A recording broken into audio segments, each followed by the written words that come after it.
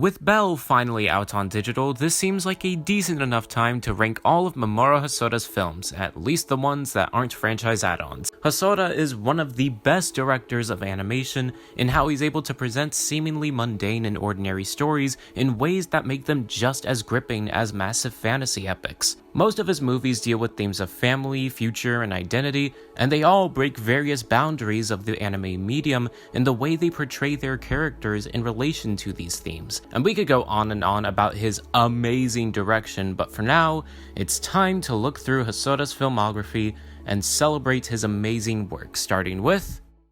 We'll be there.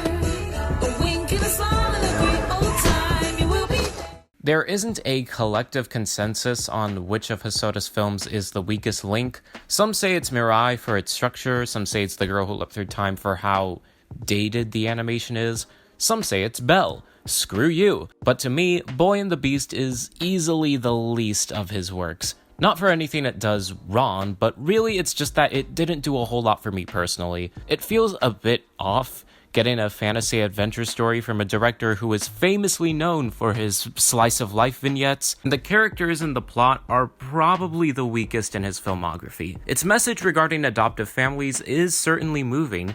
The world building is impressive and detailed, not to mention the fights are incredibly well done, and the story did get better in the second half, but its final conflict did come out of virtually nowhere.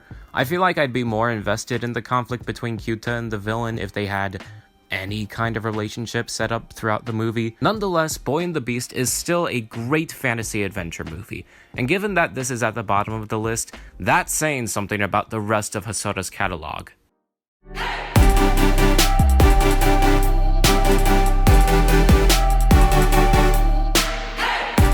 I know that this isn't many people's favorite, just going off of its structure, but I don't care. I've made it very clear before that I love the slice of life genre, and this is no different. Mirai doesn't follow your typical 3-act structure, not even your typical anime movie structure, but instead follows a format where 4 or 5 different short stories are combined into one. Each of these childlike vignettes are so much fun to watch, each having to do with a different family member and our child protagonist coming to an understanding of them. Though Kun is definitely an annoying character, he certainly is realistic in his 5-year-old mannerisms, but him being so stubborn to his degree does make this kind of an awkward watch at some points. He does develop into a better person as the movie progresses, and I love his different dynamics with the multiple versions of his family members, Mirai especially, to the point where I really wish we got to see more of her. Not to mention, the setting of the house is cozy and comforting. It really does show Hosoda's capabilities in grounded storytelling. While it may not be for everyone, Mirai is an amazingly moving film about familial love and the importance of family history.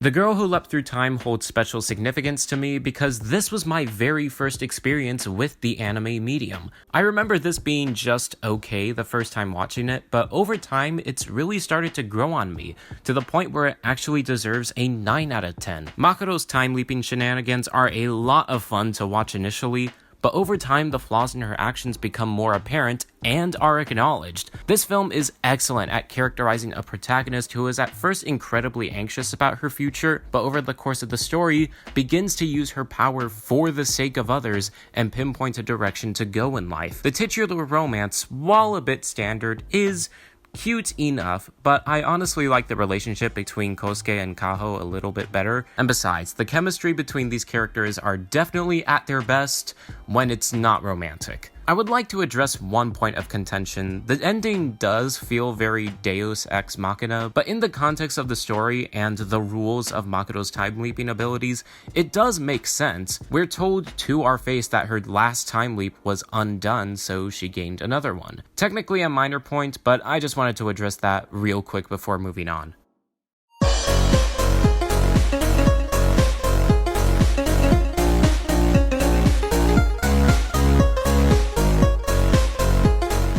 If I was ranking movies based on entertainment alone, this would definitely be in my top 5. Summer Wars is excitement, heartbreak, and pure fun rolled into a complete package. The conflict with this virus threatening to destroy the world, leaving it up to one big family and a Tagalon math expert to save it, is so over the top to the point where it's incredibly silly on paper.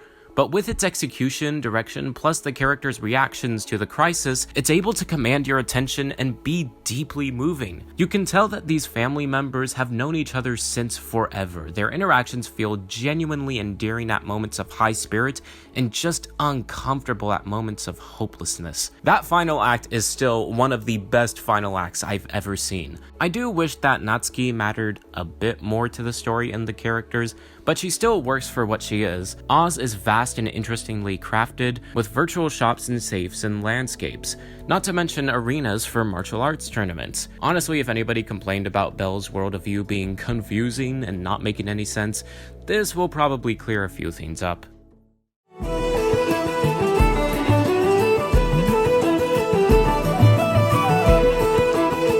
Yeah, it was really difficult to pick between the two, but Wolf Children is still a masterpiece of a film.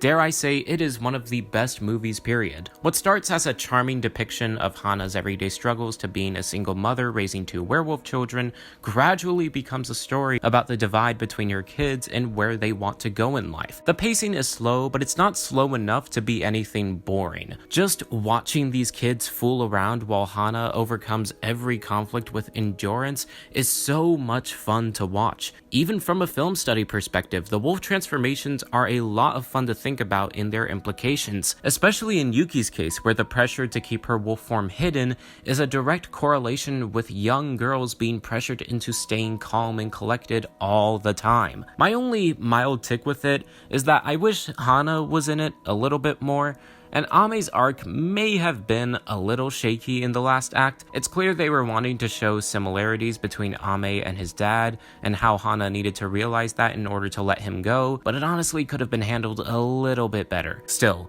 Wolf Children is utterly beautiful, a masterful tale about the power of familial love and how that can influence your decision of who you want to be in your future.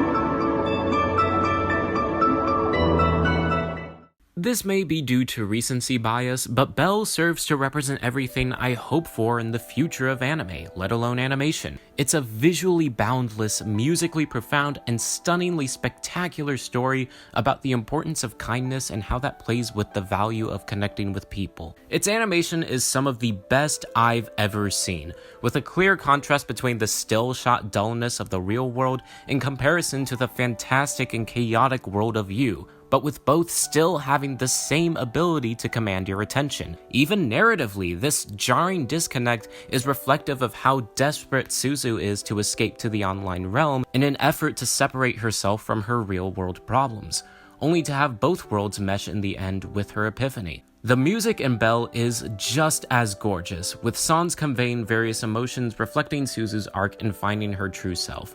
Lend Me Your Voice is still beautiful. Kylie McNeil should have gotten nominated for Best Voice Actor or Actress in the Annie Awards, in my opinion. And in terms of being a story taking place predominantly on internet space, there's an appreciated optimism in its depiction of online culture and how, despite all the community's toxicity and self-righteousness, there are glimpses of genuinely kind people who are bound to inspire others to be just as compassionate and caring. It's held back a little bit by a minor detail in the ending, in that maybe Suzu shouldn't have gone alone to spoiler, technically a minor detail, but it can be a personal irritant depending on the person. Other than that, Belle is a drop-dead gorgeous masterpiece of a movie.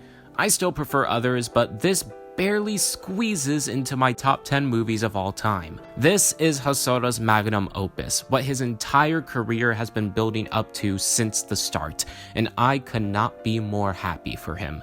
Now that's my ranking. Let me know your ranking down below, and let me know which director or studio you want me to check out to rank next.